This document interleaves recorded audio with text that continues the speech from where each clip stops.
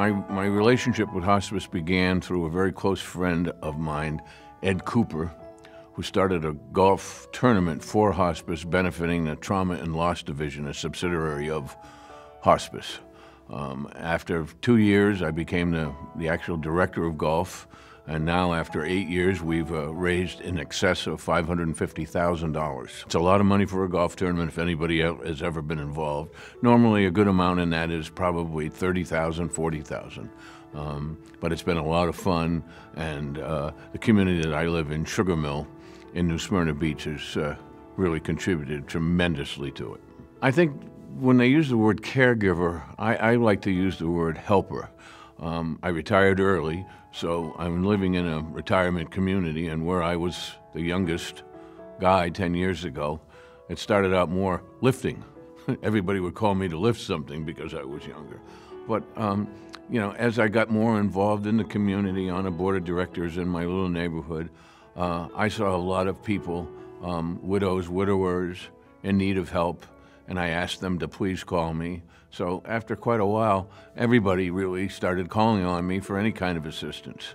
And then it began to get into when they were ill, I would get people to help feed them, take turns and whatnot, but I was more of a helper, I called it, but I guess helping is a caregiving.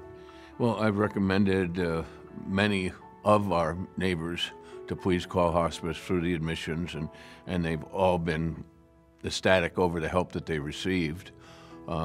However, most recently, and within the last 2 weeks, I had two very close friends, one a neighbor and another one a golfing buddy of mine, that were in hospice at the same time.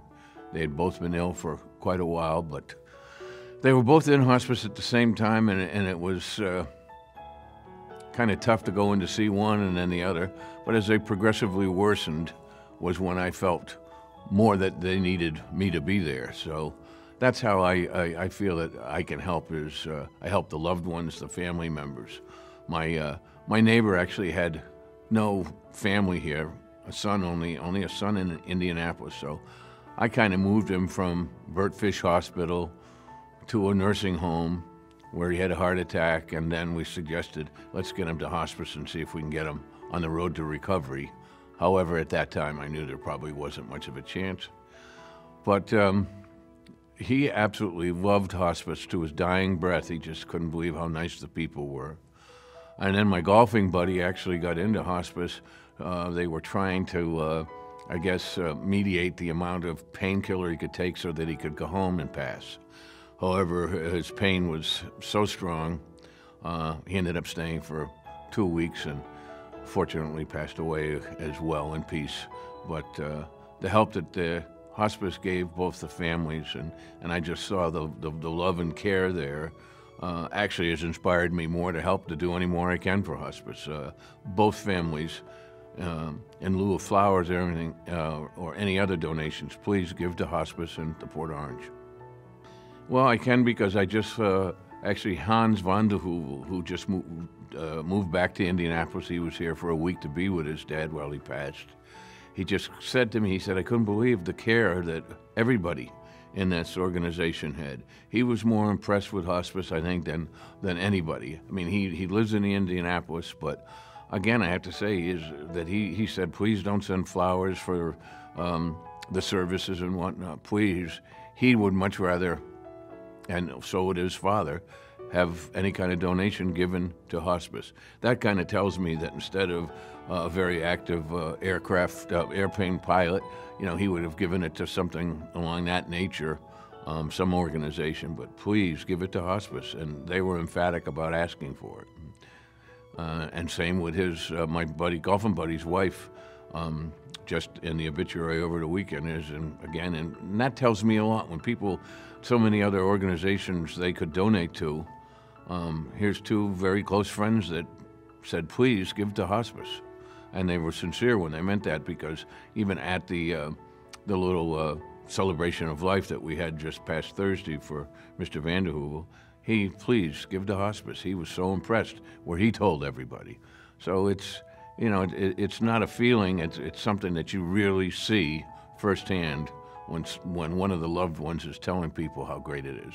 mostly I was there when the family was there. Like they might take a break and go into the great room for a coffee, but I can't really say that I took their place. I was with the elderly gentleman, Ray, who was almost 88 years old, and I was there every day until his son could get here. He had a very big job with Rolls-Royce, was unable to get here, but I did go every single day and night and spend time with him. So, but the care that he received from the nurses and the help at hospice, he was so comfortable. As sick as he was, he just said, "I love this place."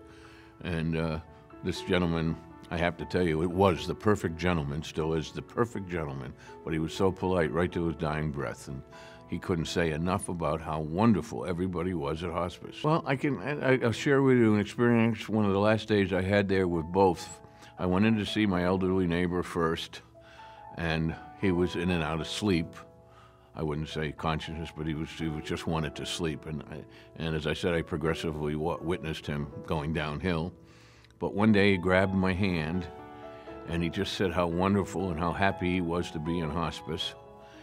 And then he actually said to me that I was his best friend. Now that took any kind of stress that I had completely out of me, and he went back to sleep. Then I walked down the hall back to see my friend, Jimmy Kittle, who was also in very serious condition. He was in and out of consciousness, but I sat beside him all alone, and I grabbed his hand and held it, and he knew it was I, and he said, thanks twice, and then he also said, "I can't believe how much you're here and that you're still helping people." So I don't feel any stress, but I feel more reward from something, an experience like that. I would certainly say, first of all, be very strong, to not be afraid. Go in with a very open mind, but in kind of a good mood. I always look at people as having a sense like I'm a dog lover. A dog knows when a person is either a nice guy or a bad guy. They can tell. A lion can tell. If a person feels that you're scared and you're uneasy, they're going to feel that way too. Be strong, be upbeat. I always, like with my friend Jimmy, I would say in there, I think when you get out of here, you're going to break 90. He never broke 90 at golf. He's the only guy I could beat. And he was, but something to be very upbeat, be strong, and don't go in and face someone who's in a very tough position. Be more upbeat than anything.